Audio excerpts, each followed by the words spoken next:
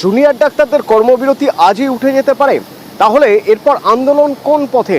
নতুন করে আবার কর্মবিরতি পুজোর পরে শুরু হবে? হাজার একটা প্রশ্ন যখন নাগরিক মনে ঘুরে বেড়াচ্ছে, তখন একদম ঘোড়ার মুখের খবর নেওয়া যাক। অভিজিৎ রয়েছেন আমার সঙ্গে সরাসরি। অভিজিৎ, একটু জানতে চাইবো, জুনিয়র চিকিৎসকদের কর্মবিরতি কি আজ উঠে যাবে? অন্তত সেরকম একটা ইঙ্গিত তো মিলছে।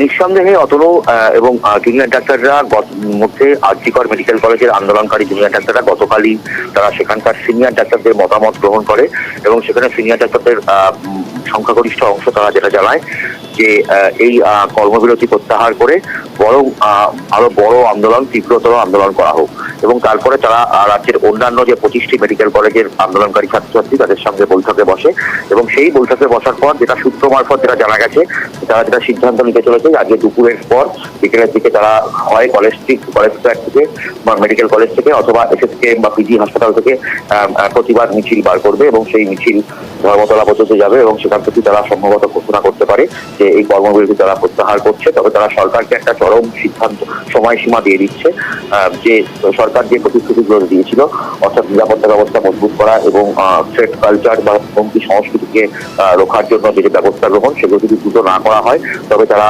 24 ঘন্টা থেকে 48 ঘন্টা একটা সময়সীমা দেবেন এবং তারপর তারা অনশনে বসার প্রস্তুতি নিতে পারে, এমনটাও ঘোষণা করতে পারে। তবে এখনো পর্যন্ত তারা সেই বিষয়ে কিন্তু সরকারিভাবে কিছু জানায়নি। অর্থাৎ জুনিয়র ডাক্তারদের কর্মবিরতি প্রত্যাহারের একটা প্রভূত সম্ভাবনা আজকে উঠে আসছে। তবে আগামী দিনে আরো বড় আন্দোলনের প্রস্তুতি যারা নিচ্ছেন উৎসবের মরশুমে, এমনটাই মনে হচ্ছে। অতনু, ধন্যবাদ।